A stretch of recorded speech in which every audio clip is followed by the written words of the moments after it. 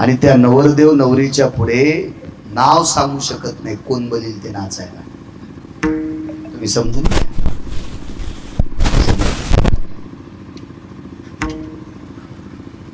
कॅमेरे चालू नसते तर अजून सांगितलं असत.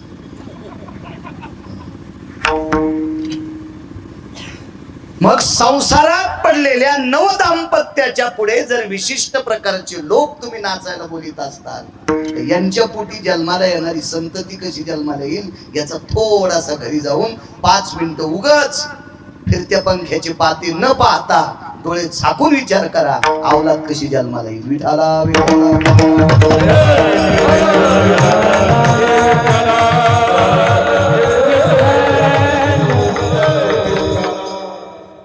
महाराज, प्रपंचाच्या सुरुवातीचा विधी आहे नारायण पूजा, भगवान विष्णूची पूजा. प्रपंचाची सुरुवात आपल्याकडे देवदेवतेचे दर्शन घेऊन प्रपंचाला सुरुवात करतात. याच्या पलीकडे सांगू, हा संपूर्ण विधी आटपल्याच्या नंतर वाण देण्याचा कार्यक्रम असतो. वाण कशाला म्हणायचं? त्या नवरदेवानं आपल्या भावकीतल्या प्रत्येक देवाऱ्याचं दर्शन घ्यायचं आणि त्याच्या पत्नीला सांगायचं, प्रिये पळीत पाया, हे लहान्या काकाचा देवारा आहे, हे मधल्या काकाचा देवारा आहे, हे मोठ्या काकांचा देवारा आहे, त्या मुंडातल्या आजोबांचा देवारा आहे, त्या अमक्या अमक्या घरातला देवारा आहे. दर्शन घे आणि त्या देवाऱ्यातल्या देवांचं दर्शन घेत त्या घरात जेवढी ज्येष्ठ माणसं आहेत तेवढ्यांचं दर्शन घेऊन, म्हणजे गावातल्या प्रत्येक प्रतिष्ठित वयस्क व्यक्तीचं दर्शन घेऊन, सगळ्यांचे आशीर्वाद घेऊन प्रपंचाला सुरुवात, याला वाण देण्याचा कार्यक्रम म्हणतात. माणसं शिकलेली नव्हती सज्जनांना. मला असं वाटतंय जुन्या काळात शाळा कॉलेज नव्हती, पण एकाही रस्व दीर्घ एक चुकीचं वागणारी माणसं नव्हती. काही जीवन आहे महाराज शेवरीचं. इथीत कानाची बोकड, लालजरट डोळ्याची बोकड, कमरे उडाली बोकड, वासनेनं मस्ताडून गेलेली बोकड, वासनेनं मस्ताडून गेलेली बोकड. खाली येऊन सांगू का, जगात असा एकच प्राणी जन्माला आल्यावर तिसऱ्या दिवशी त्याची अक्कल नदीत जाती, त्याचं नाव बोकड आहे. तिसऱ्या दिवशी त्याची अक्कल नदीत जाती. या बोकडाच्या सोबत जन्माला आलेली त्याची बहीण तिसऱ्या दिवशीचा सूर्य पाहिल्यावर त्या हरामखोर बोकडाला कळत नाही बहिणीतलं अंतर. इतका नालायक प्राणी जगातला एकच आहे, त्याचं नाव आहे बोकड. आणि त्या बोकडांची दावण हळदीच्या दिवशी कापायची होती. अरे देव कसा ऐकू कोणाच्या व्याका. महाराज 5वीची पोट्टी रिकामी नाही तर आपलं काम ऐकायला जाऊ दे. सतत सतत महाराज काम सांगते. त्याच्यामुळे बाजूच्या रस्त्यानं पुरं पळून जाऊ आपण जिथं बसलेले असतो. एखादं म्हाताऱ्याला ताकदच नसती काम सांगत, माझ्या बिडे आणून दी, माझी काळ्याच पेटी आणून दी, माझ्या गुटक्याच्या पुढे आणून दी, ती चुन्याची डबी आणून दी, कदरून जाते ती पोट्टी. त्याच्यामुळे त्या गल्लीलाच जाणं नको म्हणते. 5वीचा मुलगा, 5वीचा. महाराज तुम्हाला मला इथे किती दिवस ठेवायचे आणि कोण्या दिवशी मळ्यात नेऊन पेटवायचं. ज्याच्या हातात आहे त्याला जगाचा पाप म्हणतात. तो रिकामा आहे तुमची आमची काम ऐकायला. पहा कोणाचं ऐकतोय. घरात एक ज्येष्ठ व्यक्ती होती. मला असं वाटतं हिच्या कळत्या काळात घरात कोणाचं लग्न झालेलं नसावं. पहिलं लग्न असावं शेवटीचं त्या घरात. तिनं पाहिलं नसावं. जंगलात राहणारी, भिल्ल करणारी. घरातल्या वयस्क व्यक्तीला विचारलं, ही शेळीची बाळं कशाला आणली, ही एवढी मोठी बोकड कशा करता आणली. अगं उद्याला तुला हळद लागणार आहे. प्रांतातून आपली पाहुणे विष्ट मित्र सजन सखे सोयरे दायरे सगळी येणार आहेत. बर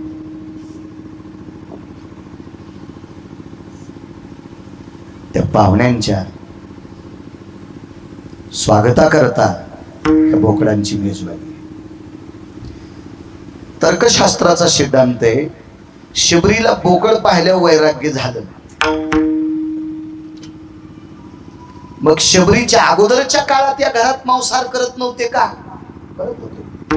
सिद्धांत आहे, विचारू शकेल प्रश्न कोणीतरी, श्रुतीचा सिद्धांत आहे. ही एवढी मोठी 550 बोकडाची दावण पाहिल्यावर शबरीला वैराग्य निर्माण होते. याच्या अगोदर शबरीच्या कुळात माळी होत्या का? नव्हत्या. दिसेल तो पक्षी मारणे, दिसेल तो पशु मारणे, त्याची हत्या करणे आणि उदरभरणा करता त्याचा मांसाहार करणे हा नित्याचा नियम होता. पण शबरीने विचार केला, मी लग्न केल्याच्या नंतर जर इतकी बोकडं माझ्यासाठीच कापायची असतील तर एवढ्या बोकडांच्या हत्येचं पातक माझ्या डोक्यावर पडेल. म्हणून रात्रीच्या 1-1:30 वाजता अंगात एकच सोळी होती, अंगावरलं तेवढंच पातळ आणि तितक्याच कपड्यावरती बाहेर पडली. काय त्याग असेल महाराज जीवनात, किती मोठा त्याग. हल्ली जर लग्न जमलं ना, काय कीर्तन सांगा, लोक मलाच म्हणतील हाच पांचट आहे. इतकं सांगायची काय गरज आहे बाळू महाराजांना. महाराज कीर्तनात सांगा वाटत नाही इतका पांचटपणा हल्ली चालू आहे. काय शबरीच्या पायाला चिकटलेल्या मातीच्या कणाची बरोबरी करणार नाही हल्लीची नवरदेव कणाची. शबरी एवढी सुंदर होती. शबरी ज्या झाडाखाली गेली त्या झाडाच्या फांद्या प्रसन्न होत होत्या. तरुवर शाखा प्रसन्न,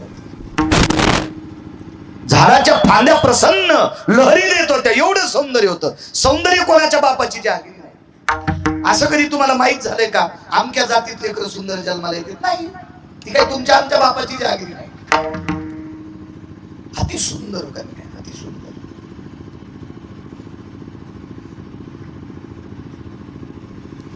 एवढी सुंदर असताना प्रपंचात पडण्याचा त्याग केला. एवढी हत्या आपल्या जीवनात घडू नये, रात्रीच निघून गेली. मतंगाचं दर्शन झालं, शरभंगूचं दर्शन झालं.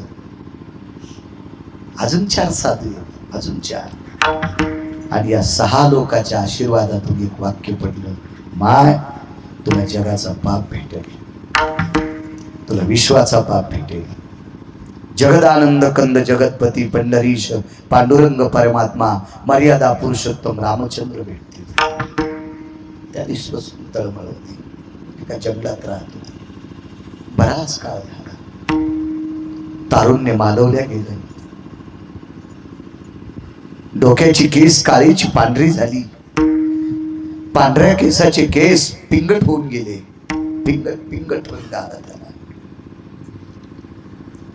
जिच्या चेहऱ्याचं सौंदर्य पाहिल्याच्या नंतर झाडाच्या फांद्या प्रसन्न होत होत्या, कळ्या उमलत होत्या. इतकं सौंदर्य शबरीला होतं. त्या शबरीचं शरीर कृश झालेलं आहे. लोण्यासारखी मऊ त्वचा झालेली आहे.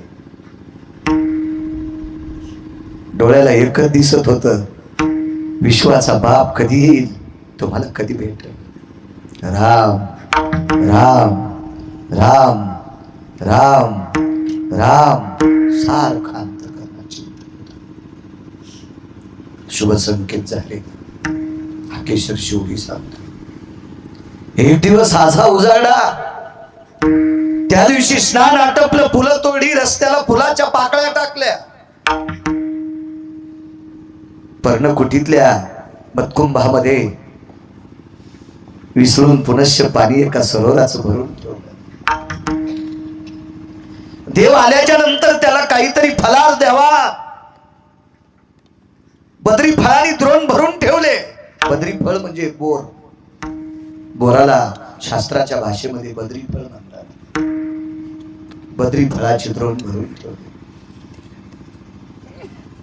आणि पर्णकुटीच्या दारात बसली. यान देवा, यान देवा, देवा द्यान मला भेट. टाव फुटला. देवा देवा, मी भिल्लाच्या कुळात याच्या करता येत नाही. देवा माझ्या कुळातली लोक मांसाहार करतात, याच्या करता येत नाहीत. देवा ध्यान मला भेट. देवा मी वासनेला विस्तू लावला प्रभू देवा, मी कामाला विस्तू लावला, वासनेला विस्तू लावला प्रभू देवा. कोणाची पर्वा न करता जन्मदात्या माय बापाला सोडून माझ्या प्रापंचिक जीवनात हिंसा होऊ नये याच्या करता कामाला विस्तू लावला, तारुण्य मातीत घातलं देवा. बघा ना देवा, माझ्याकडे बघा देवा. मी एखाद्या मांसाहार करणाऱ्या कुळात जन्माला आले, तो माझा दोष आहे देवा. मला त्या कुळात तुम्ही जन्माला घातलंय. मला असं वाटतंय लग्न करायच्या अगोदर शबरीचं चरित्र प्रत्येक नवरीनं वाचावा. काय जीवन असेल शबरीचं. शबरीच्या मुखारविंदातून वाक्य पडलं देवा, हरे या प्रांतातला प्रत्येक व्यक्ती या जंगलातून जात असताना माझ्या शरीराचा प्रकाश पाहिल्याच्या नंतर त्याच्या अंतःकरणात काम उत्पन्न होत होता. एवढं मला सौंदर्य दिलंस रे देवा. ह्या सौंदर्याला कोणाची नजर लागू नये रे, म्हणून जिथे एखादा पशु मरण पावलाय आणि मरण पावलेल्या पशुची दुर्गंधी आल्यावर लोक त्या दिशेने जात नव्हते, म्हणून देवा ती दुर्गंधी घेत ही शरीर मी तिथे सांभाळलं. पण तारुण्यात या शरीराला कोणाचा स्पर्श होऊ दिला नाही देवा. देवा पौर्णिमेचा चंद्र लाजत होता रे देवा. माझ्या सौंदर्याला पौर्णिमेचा चंद्र लाजत होता रे, पौर्णिमेचा चंद्र लाजत होता देवा. तेजस्वी सूर्याचा प्रकाश मला पाहिल्याच्या नंतर सीन होत होता. काय सौंदर्य देतच अट्टहास केला देवा. ही सगळं सौंदर्य तुला समर्पित केलंय देवा. बाप तुला म्हणाले, माय तुला म्हणाले, भाऊ तुला म्हणाले, इष्टमित्र सजन सोयरे तुला म्हणाले. राहिला प्रश्न पतीचा, तर पती सुद्धा तुलाच म्हणाले, वरिले सावळे पर. हे काय अंत करण्यात आला असेल ना देवा, हे फक्त मी तुलाच म्हणाले, तुलाच म्हणाले. ऐक ना देवा, देलं रे भेट प्रभू, देलं. कर या गरीबाच्या लेकरावर दया देवा, कर रे. रानावनात काट्या कुट्या शिकारी करणाऱ्याच्या कुळात एक त्यागाचं मूर्तिमंत कुंभांत करण्यात दाबून विषयाला कचा कचा तुडून कामाला पेटून दिलं रे देवा. आणि तुझं भजन करीत फिरले, तुझ्या नामाचा प्रचार केला, तुझ्याच नामाचं मी पेरीत राहिले, तुझ्याच नामाचं. श्रुती सांगते ही शबरी देवाला हाक मारित होती ती किती पवित्र होती. ज्या रस्त्यानं शबरी चालली, शबरीचे पाय ज्या रस्त्यावर पडले, त्या पावलं जिथं उमटले, त्या पावलावरची माती जर उचलली तर ती माती सुद्धा राम राम म्हणत होती. शबरीचं शरीर नाम नाही किती झाला असेल. इतकी निष्ठा देवावर होती, इतकी निष्ठा. व्याकुळ झाली आणि शुद्ध अंतकरणाने हाक मारली, हे राम, हे राम, हे राम. व्याकुळ झाली. महाराज दोन चार शब्द तोंडातून पडतात न पडतात तेवढ्या अवकाशात जगाचा पाप दारात आला, विश्वाचा पाप दारात आला. गदगदून पायाला मिठी मारली, गदगदून. इतकं प्रेम, आनंद अश्रू बाहेर आले आणि विश्वाच्या मालकाच्या पायावर डोळ्यातले अश्रू, डोळ्यातल्या पाण्यानं जगाच्या बापाचे पाय धुतले. काय दिलाय महाराज देवाची. देवाला हाक मारल्याच्या नंतर शबरी करता जगाचा पाप आलाय, म्हणून मालक पहिल्याकडे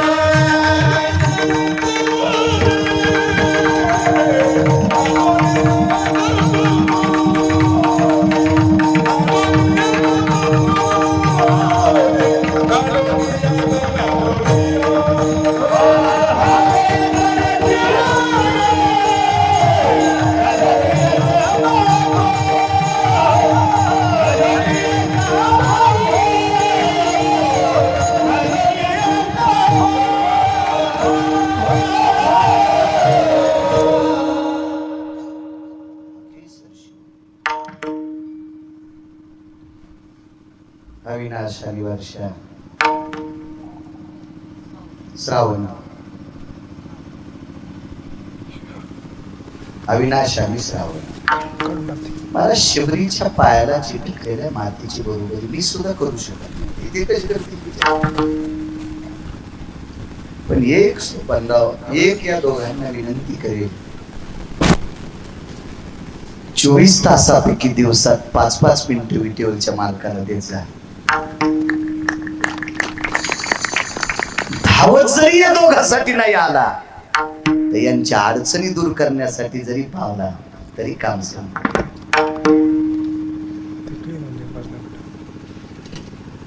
माऊली देव भेटला कशाला म्हणायचं माहिती? अंगावरच्या एका कपड्यावर आलेली माणसं तुम्ही आनंदानं 2 टायमाची भाकरी खाऊन चांगल्या घरात राहता, यालाच म्हणायचं सोपानराव देव भेटला. याला म्हणायचं देव भेटला. तुम्हाला मिठीच घालीन, जवळच येईन, हातात हात देईन, इतका रिकाम आहे का तू? आपल्याला एक बायको असून आपण रिकामी नाही. त्याला 16,108 येतात. आपला पिना पारायला तरी आपण रिकामे नाही. त्याच्या बायकोनं 22.5 क्विंटल सोनं देणारा म्हणे आणला रोजच. लक्ष्मी पत्नी आहे त्याची, रिकाम आहे का ते? आपल्या अडचणी दूर करणं यालाच म्हणायचं देव भेटला. मोठ्यांचं वाक्य सांगतो, जिथं चोर मारते तिथं गाडी पंक्चर व्हावा. तिथं चोर आणतेत का तिथं गाडी पंक्चर व्हावा आणि 5च मिनिटात मागून ओळखीची यावा, याला म्हणायचं देव भेटला. गाडी कोण पुतणी आली तुमच्या रिकाम्या गाडीला, मागून ओळखीची गाडी आली, हात करायची, बाबा आम्हाला घेऊन जा, काय ताण नाही, चला. नाही नाही पटकन काय नाही म्हणलं, पिस्तोल माझ्या कमराला, काय करते चोटते. इतक्या ओळखीच्या माणसाची गणेश भाऊ गाडी, याला म्हणायचं देव भेटला. पण दिवसाकाठी 5 मिनिटं तरी द्यायचा प्रयत्न करा, फक्त 5 मिनिटं. निश्चित जगाच्या मालकाची कृपा होईल. मोबाईलला कितकाला वेळ द्याली तुम्ही चॅटिंग करण्यासाठी? तुला वाढदिवसाच्या शुभेच्छा. वा वा वा वा, काय चांगल्या माणसाला शुभेच्छा दिल्या. सकाळीच बायकोनं त्याचं धुत्तर लाल घुस्तर आणला होता. ज्याच्या बायकोनं गालाची कातडीने घुस्तर आणलाय आणि त्याला तुम्ही वाढदिवसाच्या शुभेच्छा द्याला, ते लोन जर तुमच्याकडे आलं तालुष्य पुस्तक बायको. मला असं वाटतंय हाच टाइम आपण जर हरिपाठा करता दिला, हाच टाइम एखादा ग्रंथ वाचन करता दिला, हाच टाइम 5 मिनिटं जप करण्यासाठी दिला, हाच टाइम आपल्या नातवांना 1-2 शिकवण्यासाठी दिला, हाच टाइम आपल्या नातवांना बाराखडी शिकवण्यासाठी दिला, हाच टाइम आपल्या नातवांना विषयी शिकवण्यासाठी दिला, तर आपले ते हिरे मोठे होतील. भंगिरेला टाइम देऊ नका.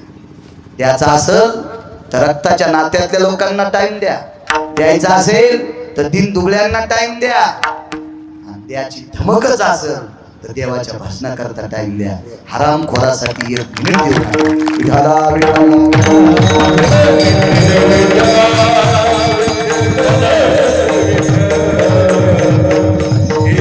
महाराज देवासाठी वेळ दिला. जगाच्या बापानं स्वतःच्या दुःखावर पांघरून घातलं आणि शेवटीसाठी धावला. हा केसर शिवली. देवासाठी वेळ द्या. संसारातल्या लोकांना निश्चित आपल्यावर ते उणीवता जे काही अडचणी असतील ते भागवण्याचा प्रयत्न करेल. फार श्रीमंताची मुलगी होती एका, फार मोठ्या श्रीमंताची मुलगी. लग्न झालं, पती पुरुषार्थी भेटले. धर्म, भीम, अर्जुन, नकुल, सहदेव, काय पुरुषार्थी भेटले. त्याच्यापैकी एक पती किती पुरुषार्थी होता सांगू? नराचा होता. अर्जुनाच्या वक्षस्थळावर स्तन नव्हते. आपल्याला खोटे कहत नाही आहेत. अर्जुनांना नव्हते. नर नर नर नराचा अवतार होते. कोण धर्म? पृथ्वी ज्यांच्या रथावर प्रेम करते, इतका निष्ठावंत इमानदार राजा, ज्याच्या रथाची चाक घासू नये इतकी निष्ठा. खुर्चीव नव्हती, जनतेवर होती. खुर्ची होतं कोणी करते, आणि आपण खुर्चीवर निष्ठा करणाऱ्याच्या मागे, जनतेवर निष्ठा करणारा राजा, रयतेचे राजा छत्रपती शिवाजी महाराज. म्हणून त्या राजाला जाणता पदी, जाणता राजा. पदी नाही कोणाला, आणि देऊ बी नका, तोंड खराब करू नका कोणाला पदी देऊन. जाणता राजा, रयतेचे राजा छत्रपती शिवाजी महाराज. काय राजा आहे, धर्मराजा. या पावन प्रपंचामध्ये विलीन असणारी द्रौपदी एक दिवस विराट राजाच्या घरी शेण काढायची वेळ आली. माझ्या मागणं विराट राजाच्या घरी जात्यावर तळायची वेळ आली. जिच्याकडे 48,324 दाशा होत्या. 48,324 दाशा होत्या. दाशा एवढ्या मोठ्या वैभवातली बाई विराट राजाच्या घरी गोठ्यातलं शेण काढावं लागलं. फुटक्या टोप्यानं शेण शेण शेण. प्रपंचाची दानादीन झाली. एक दिवस इतका बिकट प्रसंग आला. द्रौपदीच्या जीवनात बऱ्याच वेळेस बिकट प्रसंग आला. पवित्र अंतकरणाची द्रौपदी प्रापंचिक जीवनामध्ये दारात आलेल्या मूर्ख लोकांना जीव घालीत होती. हरामखोराला जीव घालीत होती. घरी आलते ना ते नालायक, मूर्ख होते, बुजदिल होते, भडवे होते, हरामखोर होते. 78 लोक जेवायला बसलेली होती. 78. त्याच्यातले 5च चांगले होते. 78 पैकी 5 जर वगळले तर बाकी इतकी हरामखोर होती की त्यांचा हरामखोरपणा मोजायला ब्रह्मदेवा करता. फक्त 5च चांगली त्या पंगतीत. आणि ही कुणी डावीकडे पंगत होती, त्या पंगतीत 5च होते. ते तर पती होते. त्याचा काही संबंधच नाही. ती पती होते, मालक होते तिचे. पण 78 लोकांच्या पंगतीमध्ये 5 वगळता बाकी सगळे निर्बुद्ध विचाराचे होते. मला असं वाटतं पिसाळलेलं कुत्र दगड फेकला तरी दगडाला डसत. पिसाळलेल्या कुत्र्याकडे अजून दगड फेकायचा, ते दगडाला पण डसत. पण दगडाला चावल्यावर वेदना झाल्यावर पुन्हा थोडं. पण निर्बुद्ध विचाराची माणसं पिसाळलेल्या कुत्र्यापेक्षा आरामखोर असतात.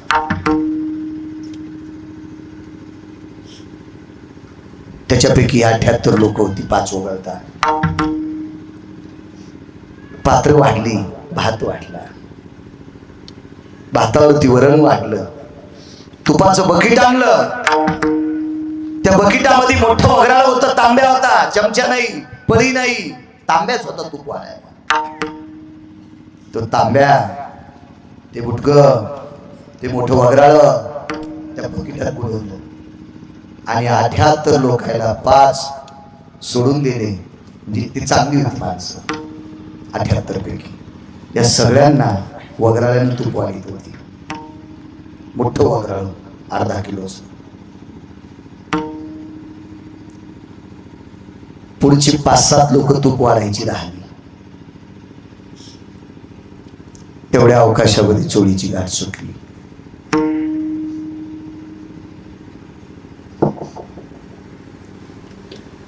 जुन्या बायकांना विचारा, माझ्या वयस्क आजीबाईंना विचारा.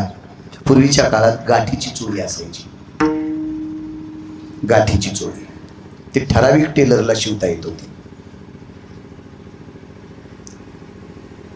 जुन्या बायका घरीच ती बोटावर फाडून द्यायच्या. जुन्या काळातला टेलर तिला लाग लावायचा. लाग चोळीची, त्या माऊलीला चोळी ती त्या लागावर बसायची. लागावर तो लाग जर तिरपट झाला, चोळी येत नव्हती. गाठ इकडे जायची, गाठ तिकडे जायची. इतका शिस्तीत टेलर लागायचा. आता जो टेलर 5-5 हजार रुपये ड्रेस शिवायला घेतो का, त्याला चोळी शिवता येत नाही. कारण चांगलं करण्यासाठी लय चांगलं वागावं लागतं. हे गुंडियान, बटनन, टचनन, फचनन, पियानन, बिनान, क्या द्या पिनान, काय असते आपलं, हे तर कोणी येडगळ रे. लागाची चोळी फक्त जुन्या काळात ज्याची लायकी जमिनीवर होती त्यालाच येत होती. ती चोळी द्रौपदी. चोळीची गाठ 2, वरची गाठ सुटली, द्रौपदीचं अंग चाचरलं. डाव्या हातात तुपाचं बकेट आहे, उजव्या हातामध्ये तुपाचं वगराळा आहे.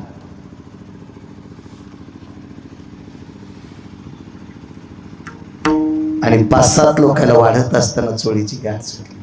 तिच्या लक्षात आलं बकेट खाली टेकावं, वगराळ बकेटात टाकावं आणि आपण ती सुटलेली चोळीची गाठ मारावा. तेवढ्या अवकाशात 78 लोकांपैकी 1 नंबरचा भाडवा होता. कोणती शिवी देवा कळतच नाही मला, पण या पुढे त्याच्यामुळे देवा नालायकन भडवा काहीच नाही, मला अशी अस्सल देव वाटते त्याला. इतका हरामखोर होता तो. त्याचं नाव होतं इन्मख. त्याचं नाव इन्मख हे इन्मख. आणि पहिल्यांदा चोळीची गाठ सुटलेली त्यानं पाहिली. पापी येतो पापी. तुम्हाला एक सांगू का, माणसाच्या जीवनातला परमार्थ कधी संपत असतो, माणसाच्या जीवनातलं पुण्य कधी संपत असतं, माणसाच्या जीवनातला सदाचार कधी संपत असतो, माणसाचं चारित्र्य कधी मातीत जाते, माणसाच्या जीवनातला चांगुलपणा कधी जळून जातो. परस्त्रीच्या सौंदर्याला बघून ज्याच्या अंतःकरणात वासनेचा जाळ पेटतो का, त्या हरामखोराचं चारित्र्य जळून जात असते, त्याचा विवेक जळून जात असतो, त्याचं पुण्य संपत असतं. सगळ्यात मोठं पुण्य संपायचं घातक कारण कोणतं असेल तर परस्त्रीकडे पाहिल्याच्या नंतर त्याच्या पोटात डब्बा फिरतो का, सगळ्यात मोठं पाप आहे. आणि सगळ्यात मोठं पुण्य कोणतं? परावी नारी माऊली समान, किंवा परावी नारी रखुमाई समान, मानिली यादन काय वेचे. स्वतःची बायको सोडून जर परस्त्रीला आपण रुक्मिणी आई साहेब म्हटलो, लक्ष्मी म्हटलो, तर आपले बँकेतले पैसे जळतील का? आपला बंगला जळतो का? सगळ्यात मोठं सगळं याच्या इतकं पुण्य कोणतंच नाही. काम जिंकणे इतकं पुण्य कोणतंच नाही. महाराज ज्यांनी काम जिंकलाय का, त्याचं दर्शन घेतल्याशिवाय संसाराला सुरुवात नाही. काम जिंकणारी व्यक्ती मारुतीला आहे. लग्न तर केलंच नाही, जन्माला यायच्या अगोदरच काम बांधून टाकला. आणि त्या मारुतीला याचं दर्शन घेतल्याशिवाय आपल्या घोटाळ्याची संसार नीट होत नाही. बिना आकलीचे कांदे फुटलेले बुटाळ घालून त्याच्या पाया पडायला बिल्लाच्या निदान बुटाळ खाली काढी जाय. त्यानं रावणाची तगडे हाणले तर तुझ्या हाणायला काय लागेल? आकलीची काय नाही, आजोर होतो तू यासारखा. हो,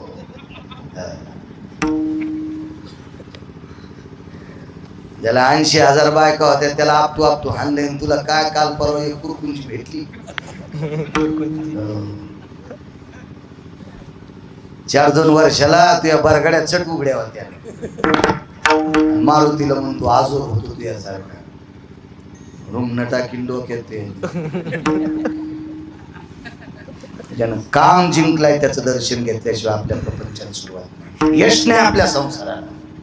काम जिंकणं गरजेचं आहे. इन्मख हरामखोर होता. इन्मखानं शकुनीला सांगितलं, शकुनी पापी होता.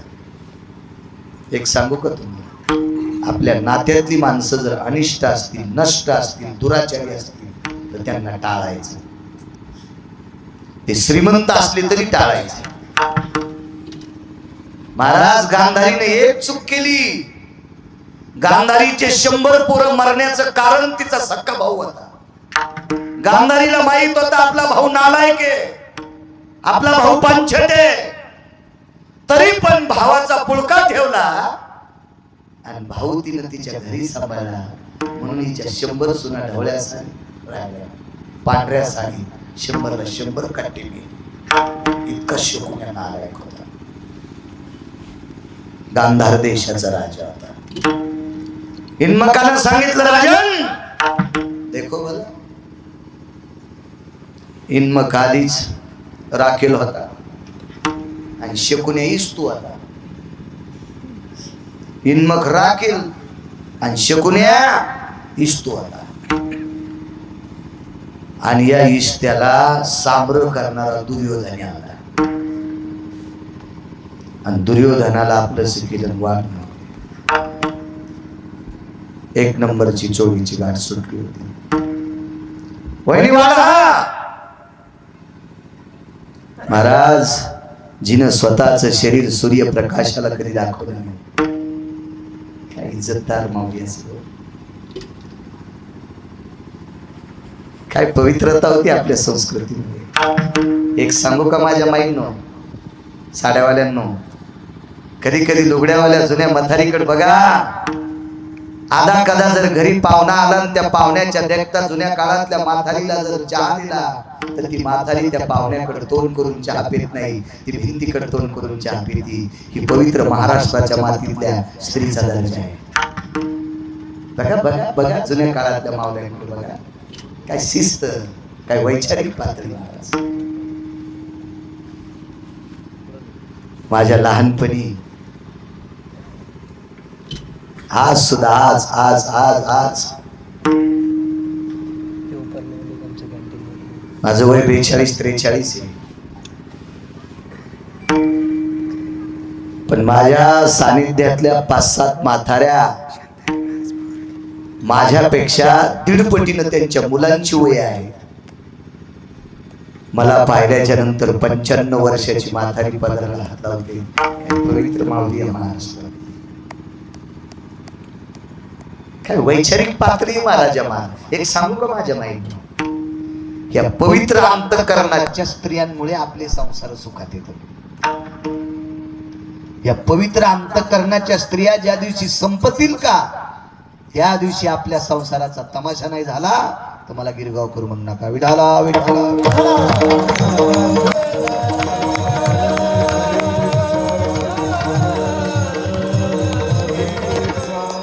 वैचारिक पातळीचा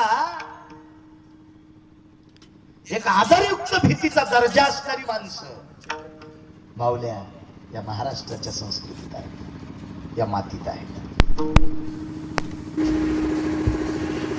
नालायक होता दुर्योधन. द्रौपदीने विचार केला, आतापर्यंत हे शरीर मी सूर्यप्रकाशाला सुद्धा दाखवलं नाही वक्षस्थळ. आज एवढ्या 78 लोकांच्या देखता 2 नंबरची चोळीची गाठ सुटली तर दोन्ही चोळीचे पालव बाजूला जातील आणि माझं हृदय या 78 लोक पाहतील. सात्विक द्रौपदी देवाचा धावा केला. देवा, खोट्या जन्मातलं पाप उदयाला आलं रे देवा. देवा, माझं मागच्या जन्मातलं एखादं पाप असेल ना देवा, तर मला आताच्या आता संपवले. मला नाही जगण्याचा अधिकार देवा. नको रे देवा, मला नाही जगायचं. मला नाही इथून पुढचं जीवन काढायचं रे देवा. देवा, एक तुला विनंती करते रे, हे शरीर जर एखाद्या तारुण्य दशेतल्या मुसमुशीतल्या तारुण्यातल्या लोकांनी उघडं पाहावं त्याच्यापेक्षा या शरीरावर पालथ्या गवऱ्या पडलेल्या बऱ्या. उदात्त अंतःकरणाने सुस्कार सोडला आणि अवघ्या 4 सेकंदात गाठ सुटणार. 4 सेकंदात गाठ. द्रौपदीनं स्वतःला विचारलं, जगू शकत नाही. तेवढ्या अवकाशात जगाच्या बापाने सूक्ष्म रूप घेतलं. सूक्ष्म राईसारखं, फुलासारखं, खसखशीच्या दाण्यासारखं सूक्ष्म रूप धरलं आणि श्वासात आत प्रवेश केला. 2 हात द्रौपदीला पुरवताच होती. एका हातात तुपाचं बकीट होतं, एका हातात तुपाचं वगराळ होतं. पाप्यानं वाढत होती आणि चाचरत होतं. 2 नंबरची चोळीची गाठ 2 सेकंदात सुटणार. तेवढ्या अवकाशात श्वासातनं प्रवेश केला आणि स्वतः देवाचे 2 हात तयार झाले. 2 हातानं तूप वाढतच होती, पण देवाला प्रवेश केल्यावर 2 हात पुन्हा तयार झाले आणि ती चोळीची गाठ मारली. म्हणून मालक पहिल्या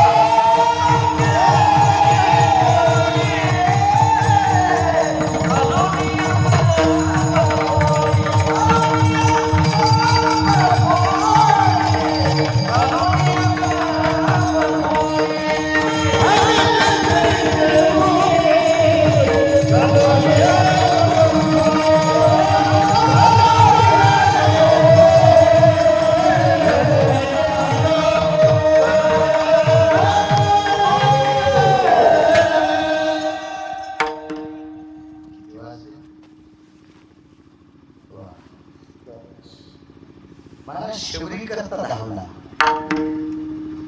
विश्व जीवनभर विटेवरच्या मालकाचं भजन केलं म्हणून धावला. द्रौपदीच्या हाकेला धावला, कारण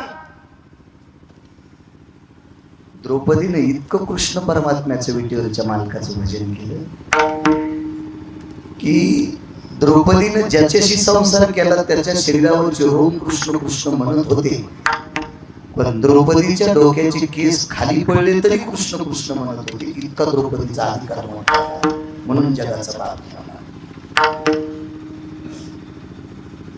मला नाही म्हणायचं शबरी सारखी भीषण परिस्थिती आपली व्हावी, मला म्हणायचं नाही द्रौपदी सारखी संकट आपल्यावर यावी, पण छोटी संकट आली तरी पेलवण्याची ताकद आपल्यात नाही.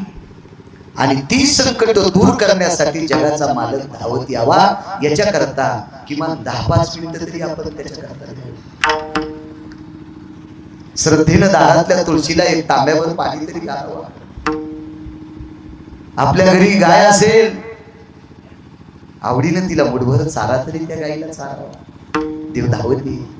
आपल्या घरी म्हातारी आजी असेल, आपली सासूबाई असेल, आपले सासरे असतील, त्यांना आनंदानं सकाळ संध्याकाळ 2 टाइम भाकरी जरी दिली तरी जगाचा मालक त्या कामाखातर लागेल. नाही हो द्या शबरी इतका परमार्थ आपला, नाही हो द्या द्रौपदी इतका परमार्थ आपला, पण आपल्या घरातल्या लोकांची जर आपण सेवा केली तर निश्चित आपल्या अडचणी दूर करील, यालाच म्हणायचं देव. एका बाईची प्रसूती जवळ आली, बाळांतरपण घरी कोणी नाही, कोणीच नाही घरी, कोणीच. लहानसं झोपडे, बाई माणूस तर घरी कोणीच नव्हतं, सासू कधीच गेलेली होती. सासराही जात राहिलेला होता, घरी फक्त मालक होते, मालकही बाहेर गावी गेले. सकाळची वेळ आहे, स्नान आटपलं, दारातला सडा झाला, तुळशीला पाणी घातलेलं होतं. घरात एक देवाचा अधिष्ठान म्हणून लाकडाचा ठोकळा टेकलेला होता, त्याच्यावर रोज एक ताजी मंजूळ ठेवायची आणि बुक्याचं बोट तिथे लावायचं. विटेवरचा मालक म्हणून त्या जागेचं दर्शन घ्यायचं.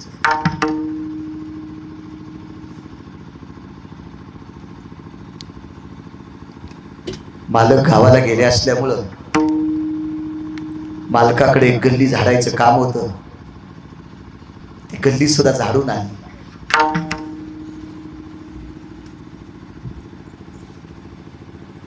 गल्ली झाडायच्या नंतर एक हातभर फाटक कपडा होता, मोठ्या लोकांच्या दारात तो कपडा आथरायचा आणि त्या मोठ्या घरच्या बाईची जर भावना जागी झाली तर तिने कोर अर्धी जुनी वाळलेली शिळी भाकरी त्या कपड्यावर टाकायची आणि बाजूला एक रिकामं गाडगं असायचं, त्याच्या शिळ ताक वतायचं. 10-10:30 वाजेपर्यंत गल्ली जाळली. त्या बाईचं नाव आहे सोयरा. ती वाळलेली शिळी भाकरीची तुकडे आणि ते ताकात द्रावण घरी नेलं. खापराची झाकडी, त्या झाकडीमध्ये ताक ओतलं, शिळ्या भाकरीचा एक तुकडा टाकला, त्याच्यावर एक तुळशीचं पान टेकलं. ताक, शिळ्या भाकरीचा तुकडा आणि तुळशीचं पान, ती खापराची झाकडी तिथे टेकली, पाणी फिरवलं. जेवा देवा, देवा जेवा. सज्जनो, 2 मिनिटात त्या झाकणीत ताक आणि शिळ्या भाकरीचा तुकडा शिल्लक राहत नाही. काय अधिकार असेल माऊली त्या बाईचा? देवाला जेव्हा म्हणल्यावर त्यानं ती झाकणी पुसून खायची, पुसून खायची. 10 घरचं ताक होत, 10 घरच्या गणेश भाकरीचे तुकडे. महाराज, ताक किती शिळा असेल, त्याचा किती पुंगट वास येत असेल, किती आंबट असेल, ते भाकरीचे तुकडे कधी केलेले असतील ते विचारू नका. वाढणारी किती पवित्र होती विचारा. देवाला नैवेद्य चालणारी किती पवित्र पुसून झाकली खायची. आनंद वाटला. ती देवाची झाकणी होती, तिच्यात कधी जेवले नाही. त्या झाकणीला कुठेतरी ताकाची कण चिटकलेली होती भाकरीची, ती पुसून घेतली, प्रसाद म्हणून हात चाटले. पदरानं झाकणी पुसून पालती घातली. दुसऱ्या एका झाकणीमध्ये अर्धी भाकरी घेतली, त्याच्यात ताकरी चवलं. ती भाकरी त्या ताकात कुस्करली. ते ताक आणि भाकरी पिऊन टाकणार तेवढ्या अवकाशात पोटात वेदना सुरू झाली. तशीच ताकाची झाकणी ठेवली. असा आहे वेदना. बाळाला जन्म द्यायच्या वेदना आहे. अखेर शिवडी सांगतोय, व्याकुळ झालं शरीर, व्याकुळ व्याकुळ झालं. तीन सिद्धांत आहे का? एकीनं कामाला इस्तू लावला, म्हणजे वासनेला इस्तू लावला आणि भजन केलं म्हणून देव शबरी करत राहिला. एकीनं प्रपंच करून सगळ्यांची सेवा करून मूर्खाला जेवायला वाढायचं, तरी पण विटेवरच्या मालकाचं भजन करायचं म्हणून त्या द्रौपदी करत राहिला. तिसरा मुद्दा आहे का? अत्यंत परिस्थितीला अजून प्रसूतीच्या वेदना सुरू झाल्या. माझ्या महिनो मी काय सांगू शकणार आहे तुम्हाला. बाळाला जन्म देत असताना या पवित्र भारत देशातल्या पवित्र स्त्रीला, या भारत देशातल्या महाराष्ट्राच्या मातीतील स्त्रीला बाळाला जन्म देत असताना काय वेदना होत असते. एखादी गायनिक कोणी व्यक्ती असेल ना, गायनिक प्रसूती तज्ञ, त्या प्रसूती तज्ञाला विचारा,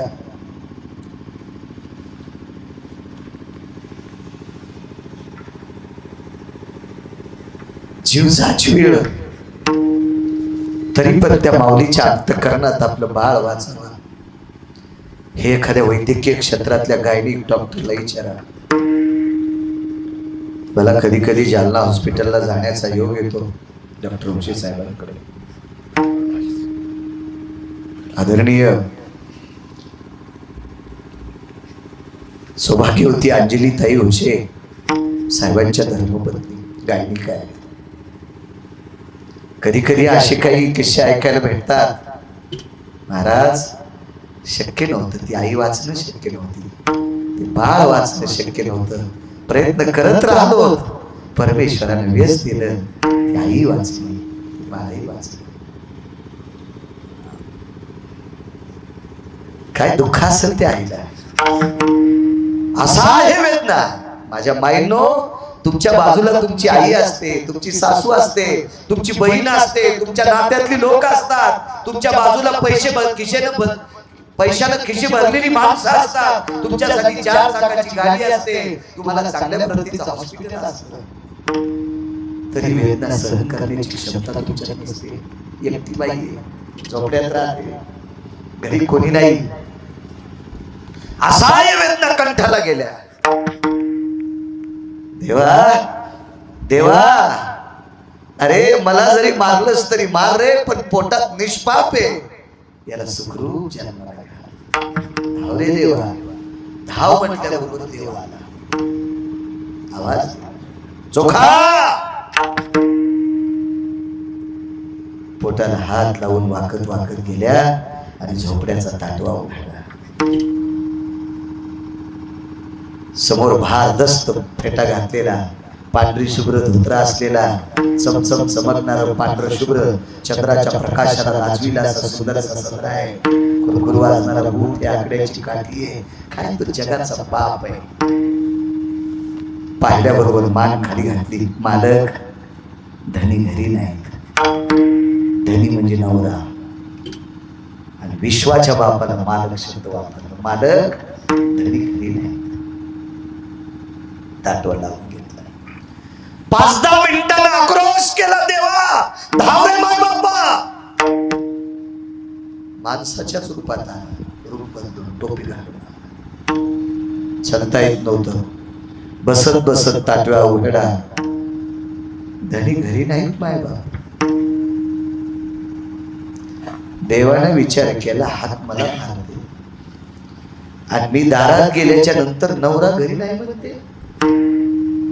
असं 2-3 वेळेस झालं. एकदा तर सरकता येत नव्हतं. लुणगळत लुणगळत त्या ताटवीपर्यंत गेल्या आणि त्या झोपडीचा ताटवा उघडा आणि गोड हात करण्यानं सांगितलं, माय बाप धनी घरी नाहीत, धनी घरी नाहीत. याच्यातलं काय घ्यायचं सांग का माझ्या माईनं. भांतपण करण्यासाठी घरी नाही कोणी, तितके असहाय वेदना. हजारो इंचू चावावा इतका त्रास ज्या माऊलीला होत होता, तरी पण त्या माऊलीनं नवऱ्याला धनी म्हणावा, धनी म्हणावा, धनी म्हणावा. हा तिचा पुण्याचा पुरुषार्थ होता. आपण थोड्याशा चुकासाठी नवऱ्याला नाव ठेवता, थोड्याच्या सुखासाठी याच्या संसारात कवडीची अक्कल नाही असं म्हणतात, याच्या संसारात एका तिळाईक सुख नाही असं सरळ सरळ म्हणतात. कसा स्त्रीत्वाचा पुरुषार्थ आपल्याला आहे. कुठे बाईचा त्रास. मला नाही वाटत घरातल्या लोकांना नाव ठेवल्यावर महादेवाला तुम्ही 35 घागरी पाणी जरी टाकलं तर महादेवाच्या गोळ्याने घरातल्या लोकांना तरी बोलत नाही महादेवाला घागरी पाणी. सासू सासऱ्याला टायमाला भाकर नाही आणि पांडुरंगाला मंजुळावा आली. रिकामा नाही पांडुरंग, रिकामा नाही, रिकामा नाही. नाटक करायचीच नाही. या नवरदेव नवरीला सांगेल, नका काही करू रे, नका काही करू. काय नाव आहे त्या मुलाचं? अविनाश. ते अरुणराव सोपानराव बैठकीत भेटले.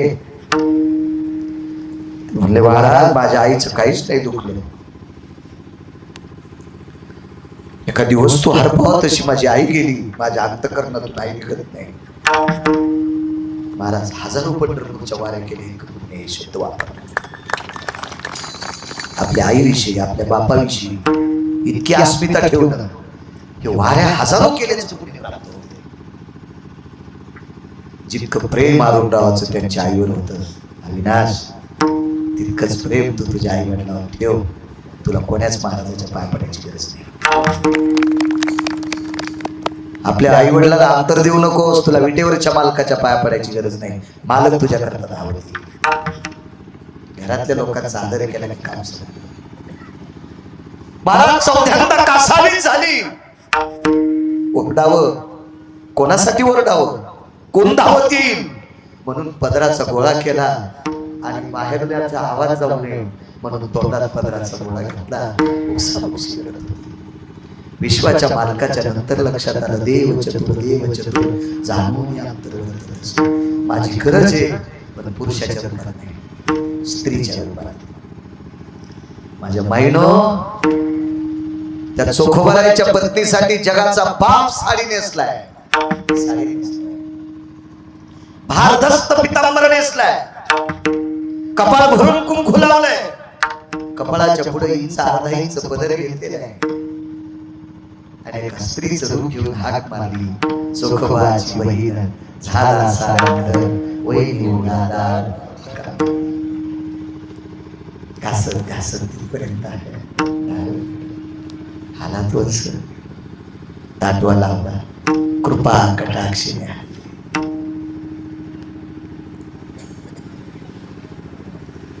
वाट कृपेची करीत जीवातळी अंतरी तू जीवा पुरा. आळंदीतल्या मालकांचं वाक्य.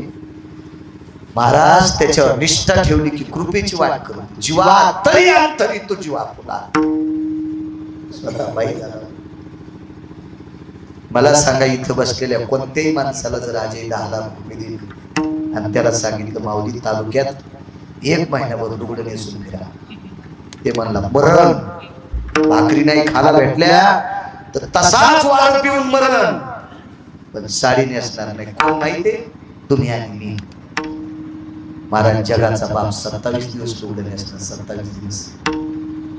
हाक मारल्याबरोबर हाकेसर शिवडी. पण कारण आधी आहे का? कारण पुण्य कोणतं होतं बाईकडे? काय पुण्य होतं त्या बाईकडे? त्या नवरदेव नवरीला एकच सांगेल, घरातल्या वयस्कर लोकांवर प्रेम करा. एक सांगू का राजू, मी केवढं जरी काम करून आले, आपली म्हातारी आजी असेल, म्हातारी आई असेल, म्हातारी बाबा असतील, वडील आल्यावर इतकंच म्हणायचं, आई जेवढीच का हातात पोट भरतं. दादा तुम्ही जेवलात का? त्याचं रूप भरून येतंय, देवा मला काय मुलगा दिलास रे. माझी सकाळ संध्याकाळ दखल घेतो, काम करून भागून आला तरी मला जेवलात का म्हणतो. त्याचा आनंद आकाशात पावत नाही. लहान लेकराचं जीवन आणि म्हाताऱ्या माणसाचं जीवन सारखं असतं, लवचिक अंतःकरण असतं, कागदासारखं मऊ हृदय असतं, कपड्यासारखं मऊ हृदय. या लोकांचे आशीर्वाद घ्यायचे. माझ्या माईनो जगाचा बाप हाक मारल्याबरोबर बाईच्या रूपात आला आणि सोयराबाईचं बाळांतपण केलं. त्याच्यासाठी बाईनं काय केलं? या सोयराबाईनं 95 वर्षाच्या सासऱ्याची कंबर धुतली. सासऱ्याला बाथरूम झाली धोत्रात आणि सासऱ्याची कंबर धुतली. सासऱ्याने विचारलं, सुनबाई एवढ्या मोठ्या वयस्क म्हाताऱ्याची कंबर धुताना तुम्हाला लाज वाटली नाही, मळमळ झालं नाही? नाही मामांजी, असं कसं शक्य? ऐका ना मामांजी, तुमची कंबर धुताना तुम्हाला सासरा समजिलच नाही, तुम्हाला स्वतःचा बाप समजिल. महाराज 95 वर्षाच्या सासऱ्याला अडचणीमध्ये बाप समजून त्याची कंबर धुतली. याच्या पुण्याचं गाठोड इतकं मोठं झालं, जगाच्या बापाची मान वाकली आणि या वाकलेल्या मानेचं कर्ज फेडण्यासाठी सोयराबाईनं हाक मारल्याबरोबर बाईच्या रूपात आला आणि तिचं बाळंतपण केलं. म्हणून मालक पहिल्या कडव्यात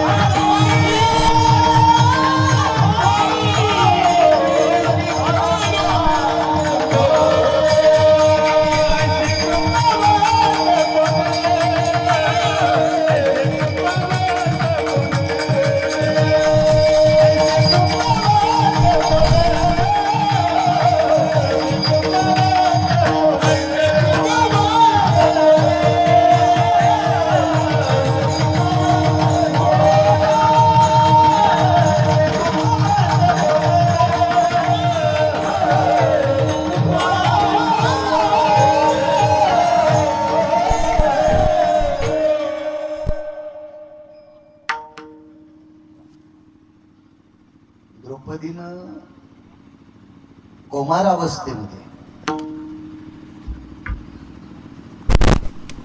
म्हणजे 7वी 8वीच्या वयात, 7वी 8वीचं वय असतं का, त्या वयात द्रौपदीनं एका अंध साधूला वस्त्र दिलं. अंध साधूला वस्त्र दिलं. त्या साधूनं बालपणात तिला आशीर्वाद दिला, मला गुंडाळण्यासाठी वस्त्र दिलंस ना, माझी इज्जत झाकण्यासाठी मला वस्त्र दिलंस ना, या वस्त्रावर जितके आडवे आणि उभे दोरे तितके वस्त्र देव तुला देईल. आणि या 24 हराम खोरापैकी दुःशासन नावाचा भाडवा यानं द्रौपदीच्या वस्त्राला पदराला हात लावला. कौरवे पांचाळी सगळे माझे आले, वस्त्र हरले वस्त्र कैशी झाली माऊली. जगाचा बाप कपड्याच्या गठुड्याच्या रूपात आला. हाकेसर शिवडी घालून असतो. कोण जटायू? पक्षाच्या कुळातला जटायू. महाराज एका पवित्र स्त्रीच्या आबरूसाठी स्वतःच बलिदान दिलं सीतेसाठी. निर्बुद्ध विचाराच्या रावणानं त्याची पंख तोडली, पण या भारत देशातल्या पवित्र स्त्रीच्या आबरू करता स्वतःच बलिदान दिलं.